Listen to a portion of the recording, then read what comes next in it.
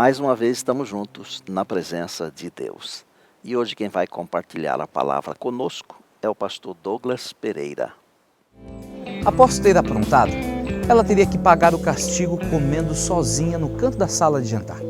A família não estava prestando atenção na pequena garota, até ela citar o Salmo 23 em sua oração.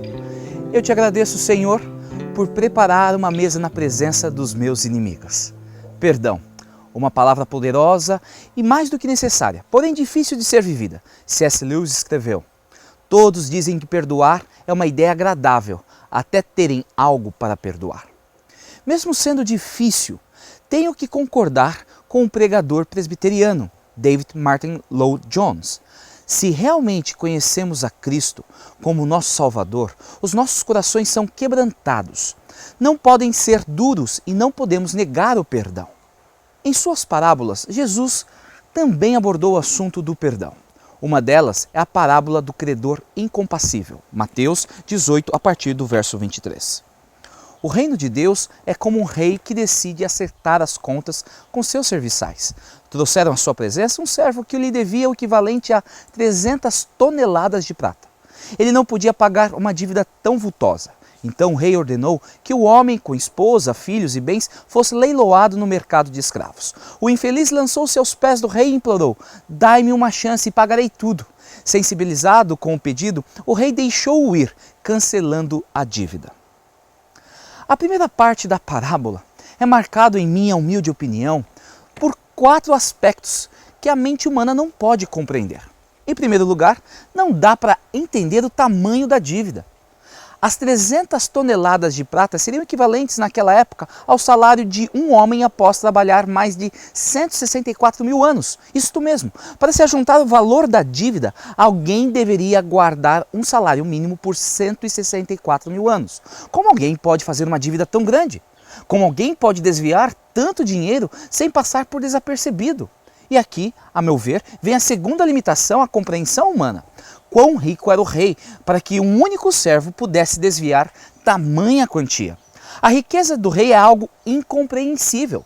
Agora, inexplicável e completamente absurda é a promessa do servo ao rei: dai-me uma chance e pagarei tudo. Como alguém que é empregado poderia pagar tamanha dívida? Essa é a terceira limitação à compreensão humana que encontramos na primeira parte da história. Já o último aspecto impossível de entender é o perdão oferecido pelo rei. Como ele simplesmente pôde ignorar tamanha dívida e simplesmente perdoar o seu servo? Isto não faz sentido para mim. Porém, a história não para por aí. Mateus 18, versos 28 a 30. O servo perdoado mal havia saído da sala quando se encontrou com um companheiro que lhe devia apenas 100 moedas de prata. Em furioso, agarrou-o pelo pescoço e ordenou: pague-me agora.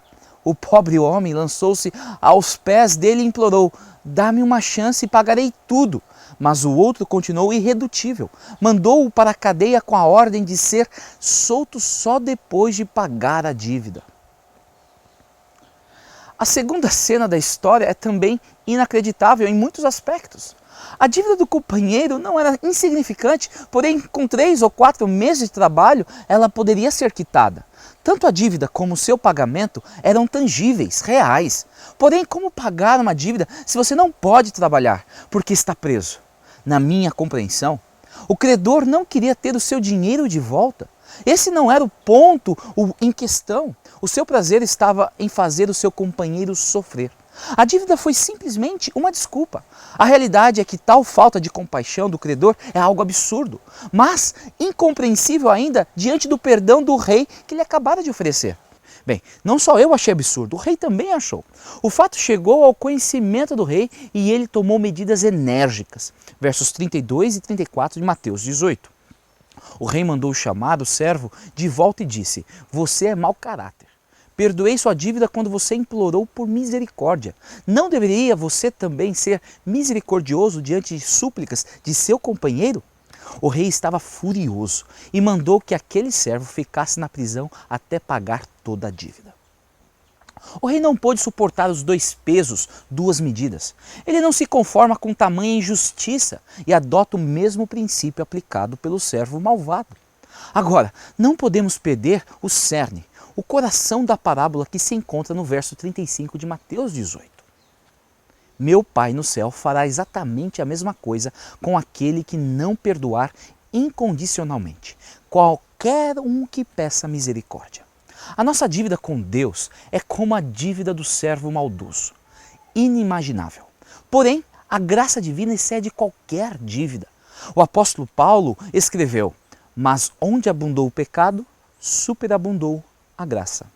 Se a nossa grande dívida foi perdoada, Deus espera e requer que perdoemos as pequenas faltas do nosso próximo. A realidade é bem parecida com aquilo que foi dito por alguém. Parecemos animais quando matamos. Parecemos homens quando julgamos. Parecemos Deus quando perdoamos. A quem você precisa exercer misericórdia? Quem carece do seu perdão? Deus o convida a compartilhar o amor e misericórdia que Ele oferece a você. Sei que não é algo fácil, vai contra a nossa natureza, nosso desejo.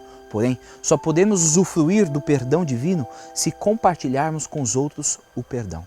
Suplique poder dos altos céus para lhe ajudar a perdoar quem precisa de perdão. Oremos. Eterno Deus, não temos palavras para agradecer o perdão que o Senhor nos concede a cada dia. Queremos ser condutores desse perdão às pessoas ao nosso redor. Nos ajude a perdoar aqueles que nos ofenderam. É no nome de Cristo que oramos. Amém. Até a próxima semana.